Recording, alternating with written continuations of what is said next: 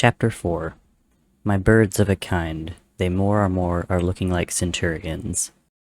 Or war, warmth, and the act of welcoming someone home.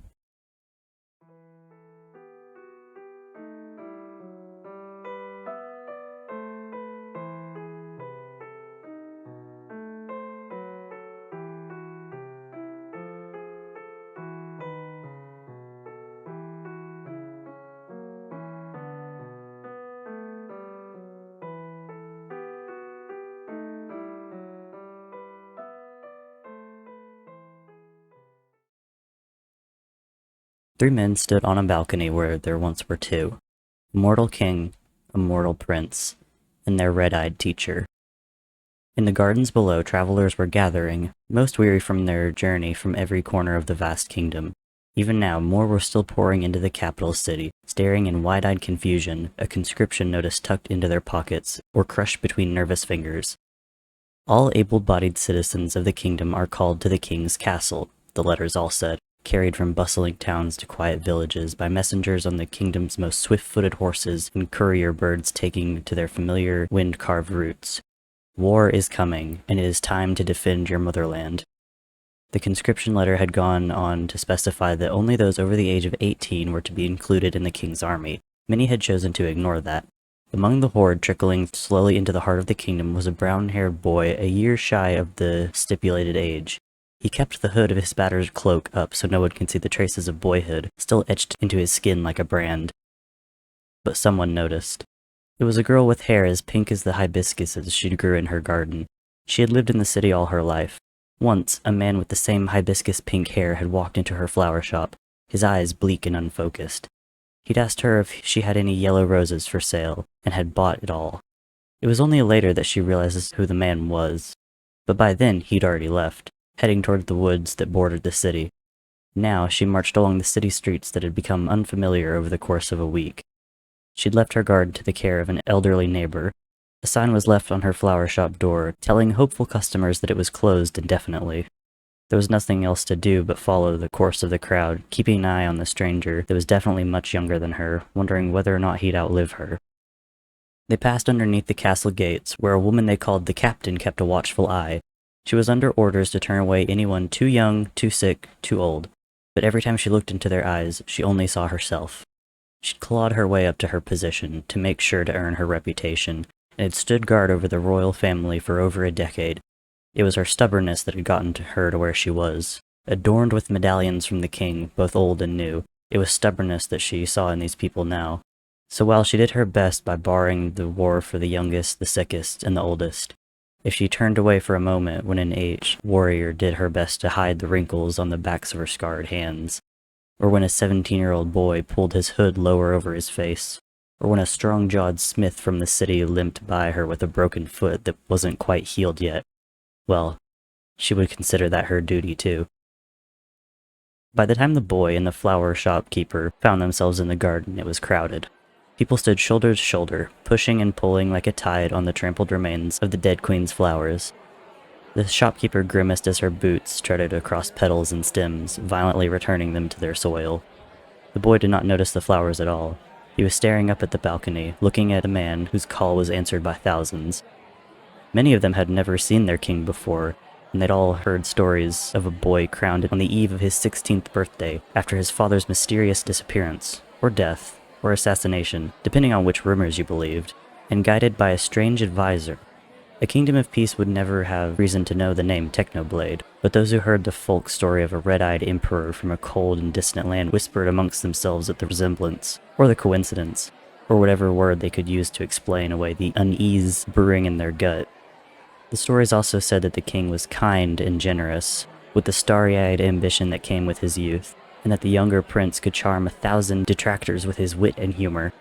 Standing together, they seemed to be as different as night and day, one dark, one light, but no one could deny the shared brotherhood etched into their regal bearing, both products of a boyhood almost drowned in etiquette and decorum. The prince shifted closer to his brother. "That's a lot of people, Will," he murmured. The king's eyes were unreadable in the hazy light of the clouded afternoon. "Not enough," he replied. Their tutor crossed his arms as he surveyed the growing crowd, already calculating battle positions and drafting strategies. This was, after all, not his first war, nor did he think it would be his last. I'll oversee training as much as I can, for as long as I have time. I've identified some potential battalion leaders from the guards and the people who came earlier.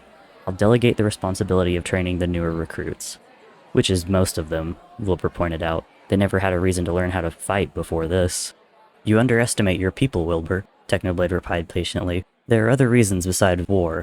Look there, see that person with a bow? They're a hunter, used to shooting down fast-moving targets, which makes them an asset for our archery line. Folks from the mountain regions are used to riding on horseback, so that's our cavalry already established. Miners and smiths are used to swinging sharp and heavy objects around. Give them broadswords instead of pickaxes and hammers, and they'll be ready to go. Wilbur cut him a bemused look. You sound almost optimistic. Did you hit your head on a wall this morning? I've seen worse odds, Tommy scoffed. This is different from all your war books, Techno. This is real life. He did not notice the knowing look shared between his brother and their tutor. Anyway, Technoblade continued, I've reached out to mercenary guilds to supplement our offenses. Our coffers can handle the hit. After all, this kingdom has only been busy with trade for the decades. And what if it all goes to shit anyway? Tommy asked quietly.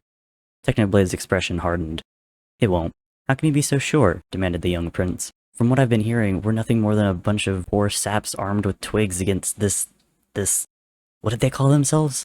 The Green Army, Wilbur replied, not taking his eyes off the people below them. Ridiculous name if you ask me, Technoblade said. Tommy did not laugh, as he usually would. That message you received said they massacred an entire town, Wilbur, he choked out. An entire town, wiped out overnight like ants. Wilbur's hand tightened around the balcony railing, his knuckles turning white as he squeezed. They were taken by surprise. We will not be so unfortunate. None of them said the obvious, which was the fact that if Wilbur had not held his secrets so close to his chest, the town that once sat on the northern border might have survived.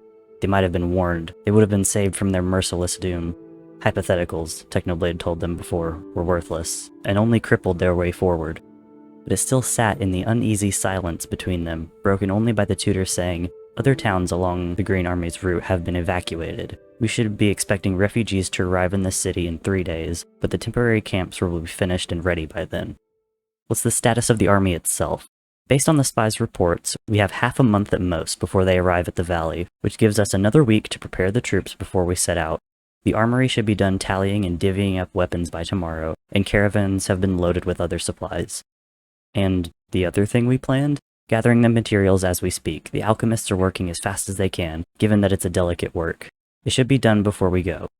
Good. Wilbur raised his head to the sun, breathing in the last sweet winds of spring. As he did, Tommy and Technoblade were the only ones to notice the fresh scratch marks running down the pale column of his throat. Tommy opened his mouth to speak, but was silenced by a quiet shake of Techno's head. I guess it's time. In one smooth move, Technoblade jumped onto the balcony railings, balanced precariously like an acrobat on a tightrope, his beloved trident in his hand. He drove the butt of the trident against the railing, producing a sound like a bell tolling, over and over until the crowd was almost silent, their attention caught. Your king, he shouted, will speak now. I suggest you listen. He dropped back between Tommy and Wilbur, who gave him a grateful smile before turning back to their people, their army. Friends, Wilbur began, his voice carrying out over the still crowd, now hanging onto his every word. I see you all from where I stand. I understand you are afraid. You are confused. Years ago, I promised you peace on my father's crown, and now I call you to war. This is nothing less than treason. Rest assured, I will be facing consequences for it. The crowd stirred. Even Tommy looked to his brother in surprise, the question swiftly dying on his lips as Wilbur spoke on. But that will be later, the king continued. For now, we face an enemy that has mercilessly slaughtered our brethren on the northern border. That is what we shall keep in our mind as we ready to face them. More than a battle to defend ourselves, this is a war of revenge. We shall remember the innocents lost to the nonsensical greed of our invaders, and I vow to deliver you your vengeance on a silver platter. Techno's eyes darkened, but he did not interrupt. His gaze drifted to the marble pavilion sitting in the distance, right where the crowd stopped. Its chests had been pilfered, the blunted training weapons melted down to make sharper, deadlier blades. The ivy tumbling from its roof swayed slightly in the wind, offering him a brief glimpse at the empty, dust-covered floors beyond. He wondered if he'd ever set foot in it again. The shopkeeper was the only one not watching as the king spoke of bravery in keeping the faith. Instead, she followed the tutor's far-off gaze, but all she could see was a small white building overgrown with weeds. "This will not be the end of our nation," the king said with a note of finality, his dark eyes sweeping across the gathered crowd, but not seeing their faces at all. He spread his arms as if welcoming an embrace from someone no one else could see. "It has stood for centuries, and it will stand for centuries more. We will see our enemies burning, my friends, and I will scatter their ashes on the graves of the people they took from us. And anyone who survives the fire will wish they perished in the flames, and not by my hand.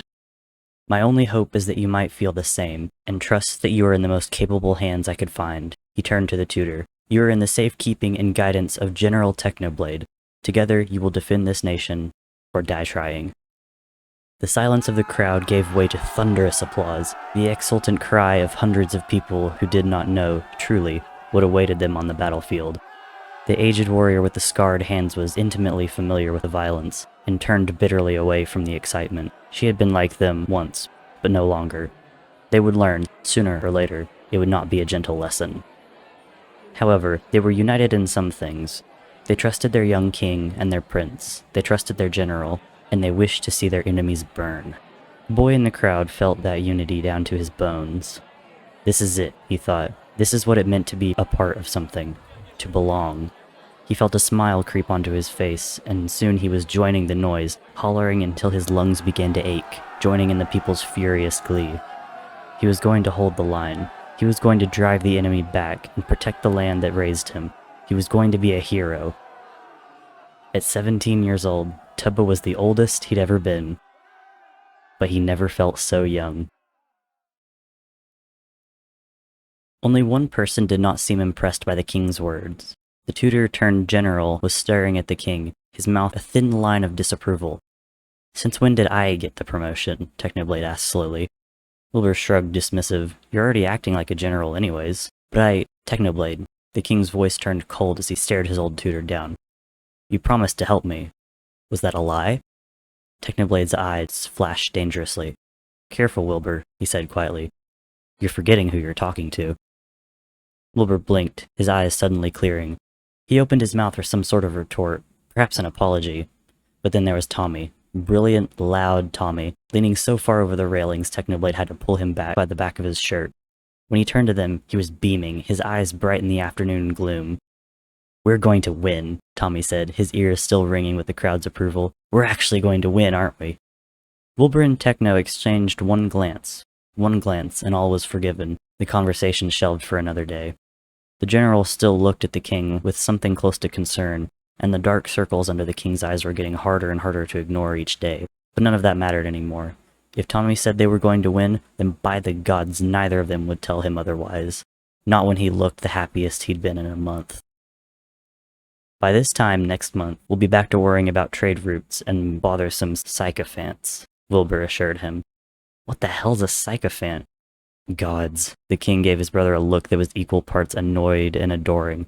"Remind me to hire a better linguist tutor for you when we get home."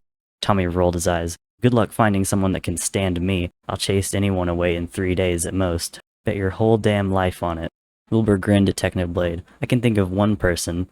"Techno, will you finish that sentence?" Technoblade drawled in his usual monotone manner. "And I will end your bloodline right on this balcony. I will throw you off, witnesses be damned."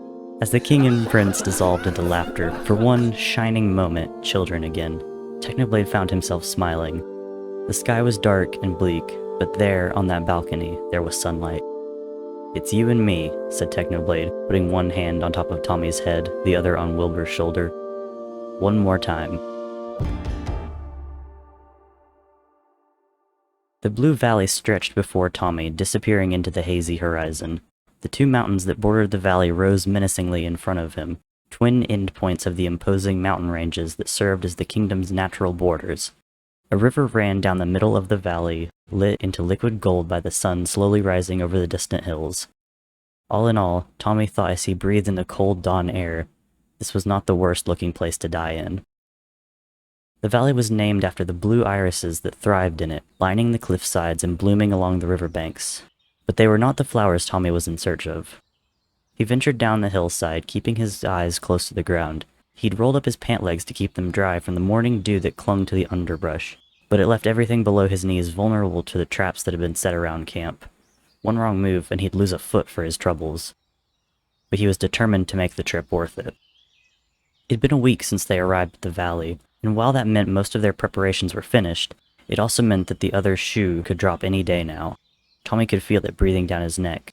The only way to combat it was relentless distraction, keeping his hands busy, so he traveled down the hill, one careful step at a time, until a flash of yellow in his periphery caught his attention. "Found you," he said, making his way over to the flowers clustered under a rock, almost indistinguishable from their blue iris neighbors, if it wasn't for their golden center that earned them their name. When Tommy strolled back into camp, he had a fistful of morning glories clutched in his hand with a grin on his face. Everyone was already awake, clustered around cook fires going through morning exercises, or just milling about. Someone had brought their guitar, and its soft music echoed above the sounds of conversation and laughter. People raised their heads when Tommy passed, calling his name or waving him over to join them for breakfast.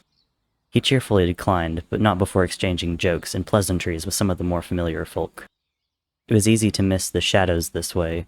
In the right light, he might miss the tousled hair of those who had not slept in days, or the bleak look on the captain's face, quickly hidden by a strange smile, or the smell of sulfur that clung to their clothes like a nasty, unrelenting parasite.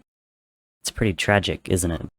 The question stopped Tommy dead in his tracks. He turned to the person who'd asked and found himself in front of a girl, seated by the grindstone, slowly sharpening a small blade. "Pardon?"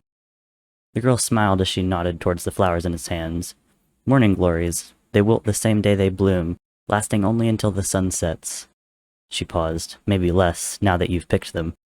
Tommy flushed with embarrassment, suddenly getting the urge to hide the bouquet behind his back, as if that might somehow erase what he did. "I'm sorry, I didn't think about that." The girl simply laughed. "No, don't be. I would be the world's biggest hypocrite if I told you off for picking flowers."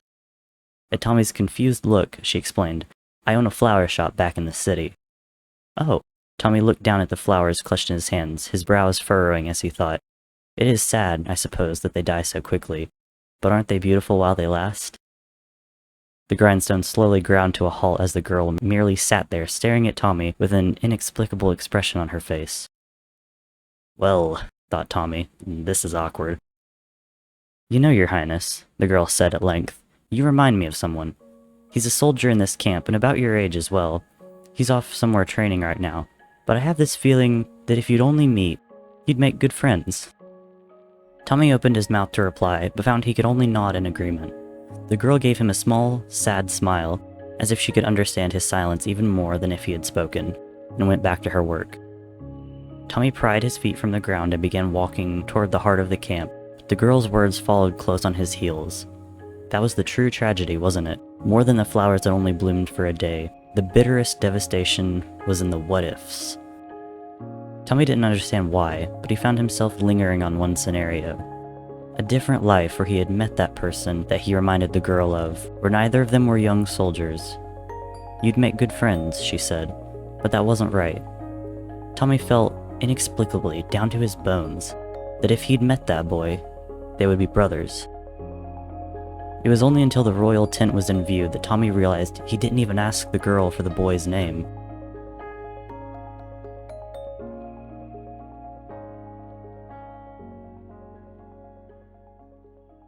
If we moved this battalion here, they could provide cover, but that would also run the risk of... Tommy?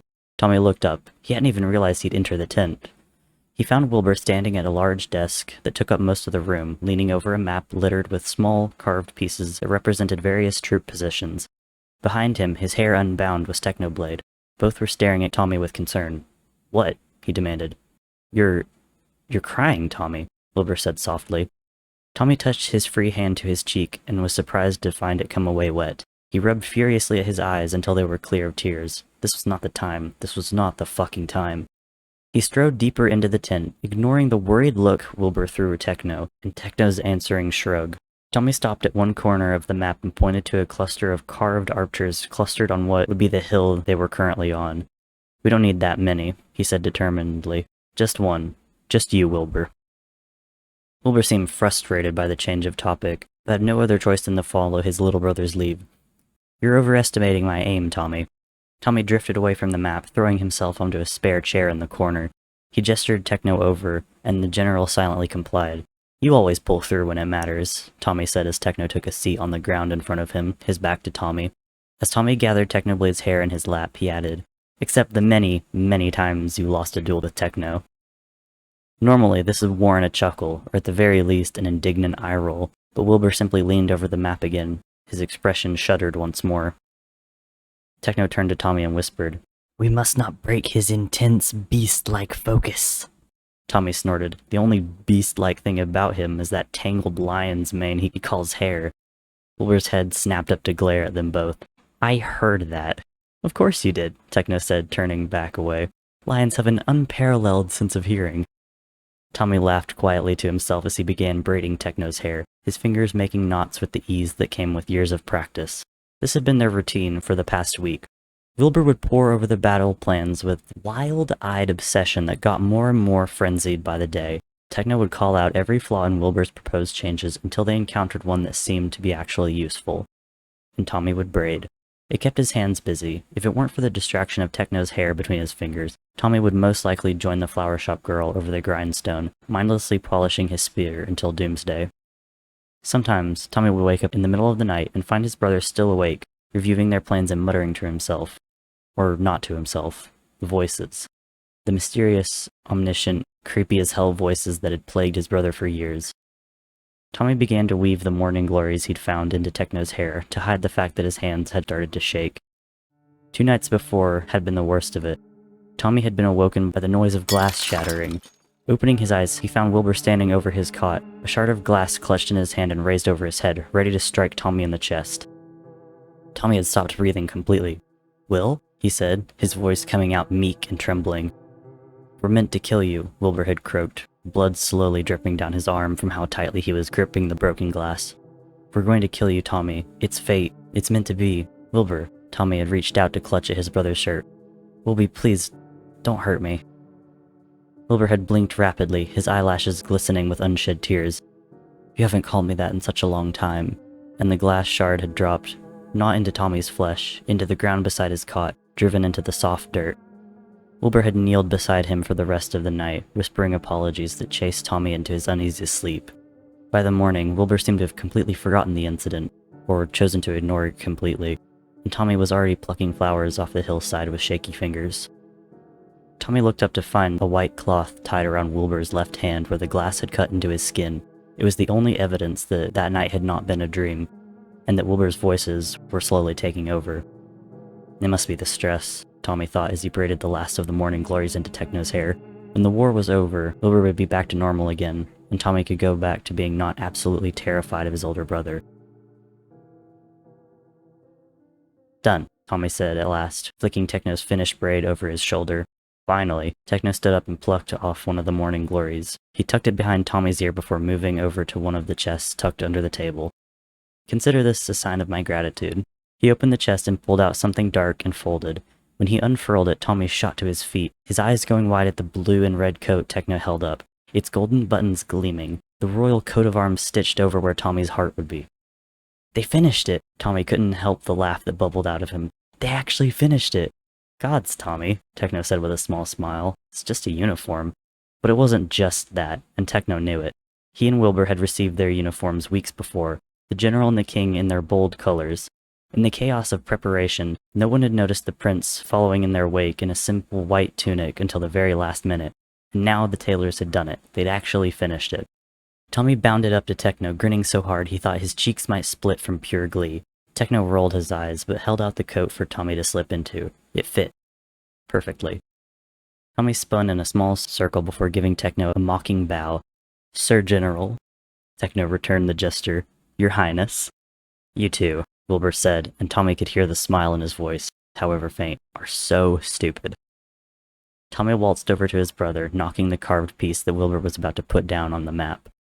Over the sounds of Wilbur's protest, Tommy grabbed his hands and pulled him along, humming a vaguely familiar tune, spinning him in slow circles that could be called a dance under the loosest of definitions.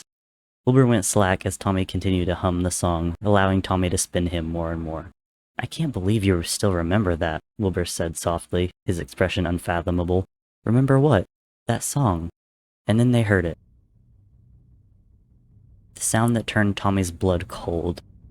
the sound that made Tommy and Wilbur freeze in their tracks. The sound that made Techno reach instinctively towards both of them. The drums of war echoing over camp, eclipsing the music of a guitar, the conversation of friends, the screeching of a blade against a grindstone.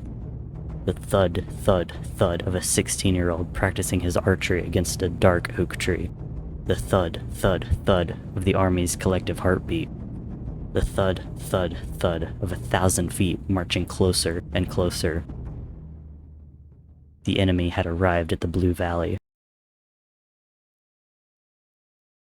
They emerged from the mist like specters, the hazy sunlight glinting off their polished blades. Up on the hill, Techno could see them moving through the valley in a steady stream, the soldiers indistinguishable in their tight formation. At the front, someone bore their flag, 2 swords crossed on a simple green background. The sight of it made Techno ball up his fists with a sudden, unidentifiable anger. This was it. It seemed like the entirety of the Green Army was here, as expected. While the valley would serve as a choke point in the Royal Army's favor, it was also the only direct path towards the heart of the kingdom. So now, both sides were going to throw all their pieces on the board. One decisive battle, a quick end. Only one army would emerge from this valley intact, and Techno would be damned if it wasn't Wilbur's. Techno turned to the king standing beside him. "Are you ready?"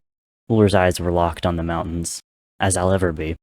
The camp behind them was empty. Everyone was in position, moving like clockwork under orders they'd been practicing for days. The only ones left on the hill were Wilbur, Tommy, and Techno. And the archers. Tommy bounded up to them at last, his chest heaving with effort. They sent up the flare. He announced breathlessly, "It's go time." Wilbur turned towards the group of archers behind them. Between them was a raging campfire, sending flickering shadows over Wilbur's face as he took one arrow from his quiver and dipped its cloth-covered point into the flames. The dozen archers, the best of the best, hand-picked by Wilbur himself, copied him wordlessly. The cloth, smothered in a special incendiary fuel, would burn faithfully until it reached its mark. Wilbur turned back towards the valley, knocking the arrow into his bow. With a deep breath, he pulled the arrow back and aimed towards the sky. Behind him, the archers did the same. "Hold," he ordered. The Green Army marched closer. "Hold." Techno felt a hand close around his, nails digging into his palm, and looked down to find Tommy staring intently at the encroaching forces, his eyes unblinking. They were so close now that Techno could see the glare of the dawning sun bouncing off their breastplates. Wordlessly, Techno squeezed Tommy's hand. "Now," Techno thought. "It has to be now." At the same time, Wilbur called out, "Fire!" 101 burning arrows arched over the valley like comets of red and gold. The Green Army paused, perhaps in confusion at the pathetic display of force, just 13 arrows soaring across the air. It wouldn't even hit their front lines. But that didn't matter. They were not the intended target. Once upon a time, Wilbur's aim had been so poor, it would have been nothing short of divine intervention to correct it. So Techno corrected it. Now, Wilbur shot true. His arrow landed amongst the weeds. And then there was a fire. It felt like the whole valley was set ablaze, the heat searing Techno's skin even from where he stood. The burning arrows had ignited a line of fire that ran horizontally through the valley, cutting the Green Army off completely. Soldiers from the Royal Army had doused the area in the ever-burning fuel the moment they saw the enemy coming, and then promptly fell back into the mountains, taking shelter for the next phase. Fire would not hold them off forever.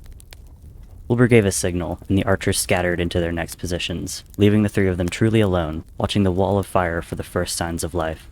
It came in the form of a man in a white cloak, stepping through the flames like it was a mere inconvenience. He shrugged off the heat, flicking an ember off his shoulder before his eyes found them on the hill. He pointed his sword, straight at Wilbur. "This isn't a white flag of surrender, Techno," Wilbur said quietly. "No, it's not," Techno replied, finally letting go of Tommy's hand and reaching for his trident. It was a long shot anyways. A little heat is nothing to mass murderers. "You would know." His voices purred. "This is not the time for your sass," Techno thought back, as if it might stop the age-old melody that was starting to play in his head. The rest of the army began following after the man in white, less gracefully but stubbornly, like goddamn cockroaches crawling over the valley. And then there was a battle cry ringing from all directions as the Royal Army appeared from their hiding spots, in trees or in the weeds, from the river and from the mountain, and catching their enemy by surprise. But the Green Army was well trained. They recovered swiftly, and though most of their army was stuck behind fire, they were biting back. It wasn't long until bodies were dropping, and not just the enemies. Techno's hand tightened around his trident as the valley filled with the sounds of war, but it was not out of fear. Techno would never admit it out loud, but he could feel something almost like excitement pounding through his veins.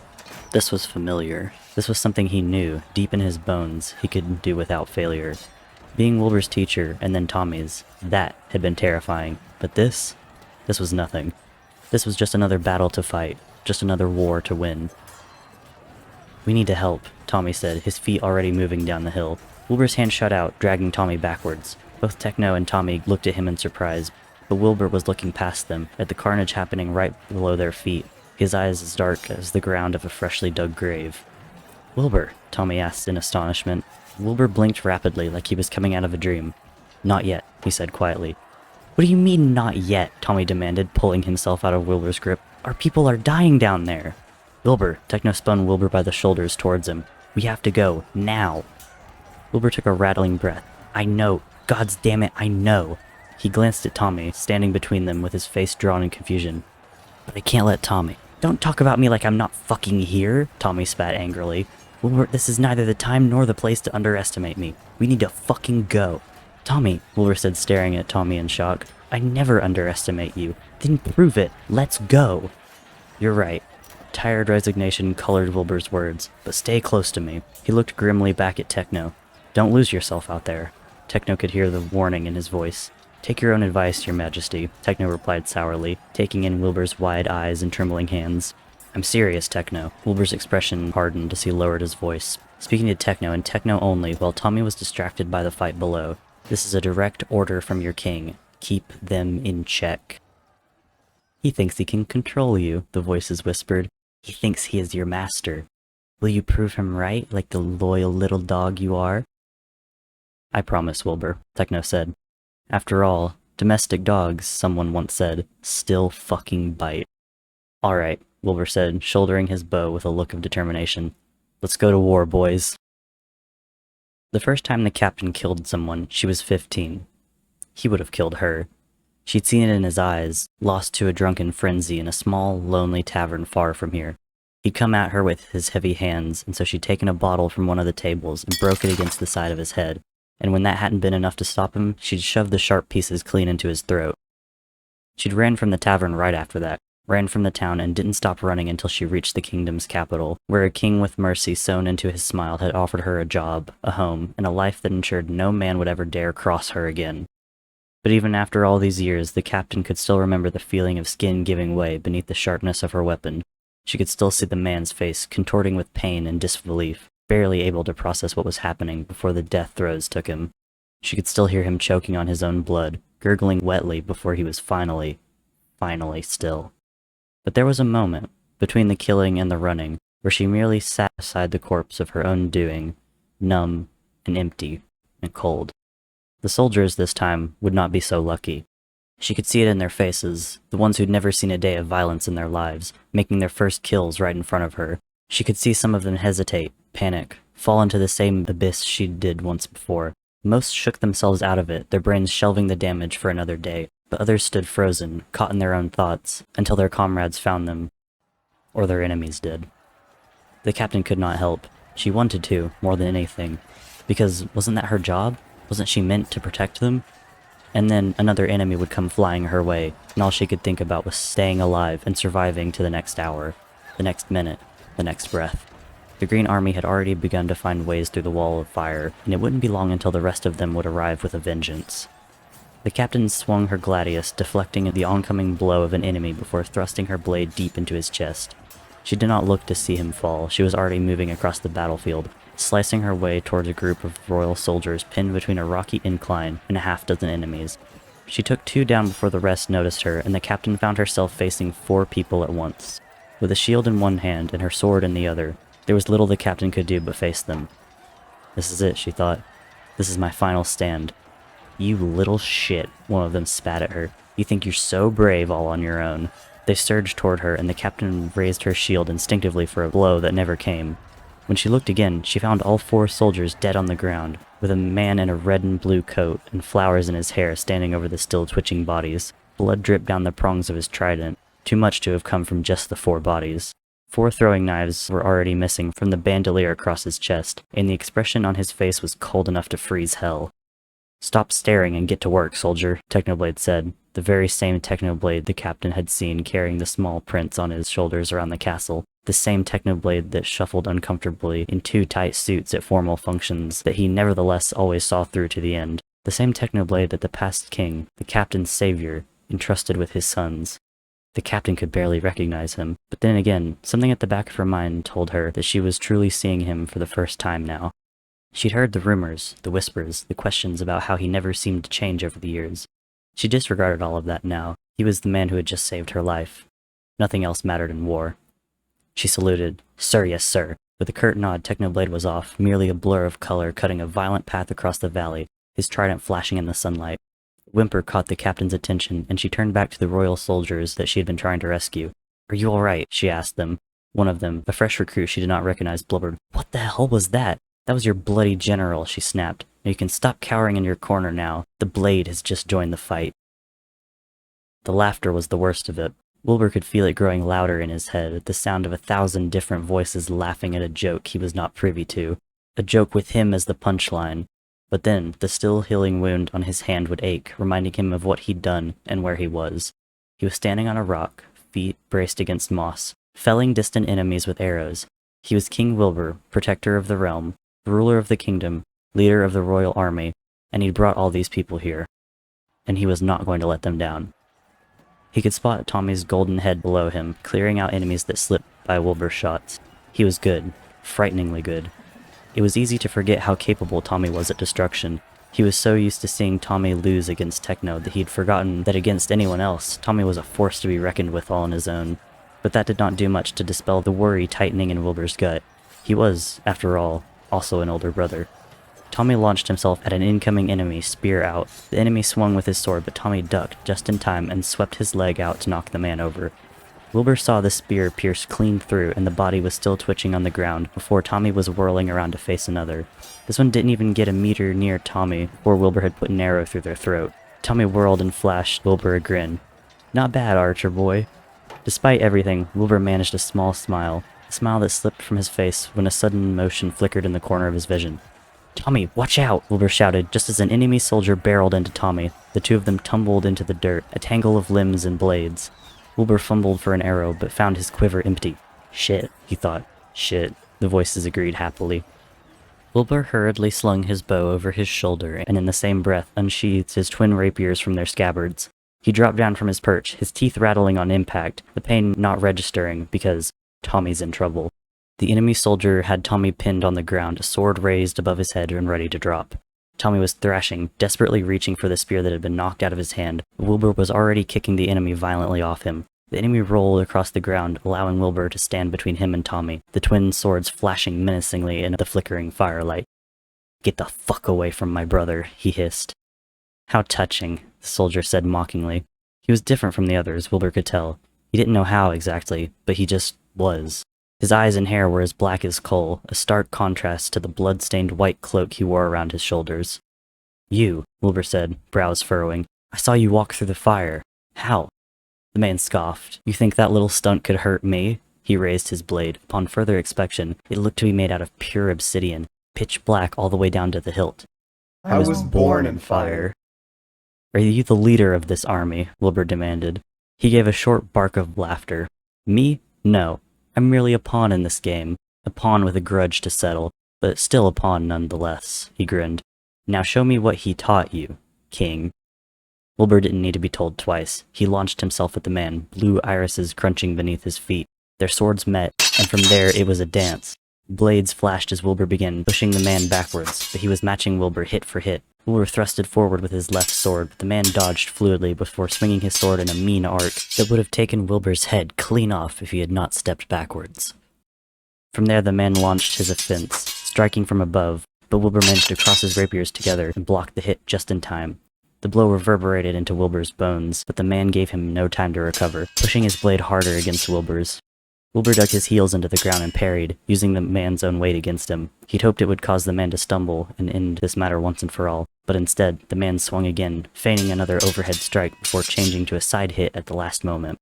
Wilbur blocked the blow, but the force of it sent him crashing to the ground. The white-cloaked soldier stood over him, a small smile playing on his lips. "That was disappointing," he said, spinning his sword lazily between his fingers, as if he had all the time in the world. "At the very least, I expected a man trained under a god of blood to, well, actually draw some." Wilbur froze. He glared up at the man standing before him, suddenly understanding. "You're here for techno." The man stopped spinning his sword. "I'm surprised he told you what he is. You must mean a lot to him." His smile was slow and cold. "That makes this all the more fun." He raised his sword and brought it crashing down.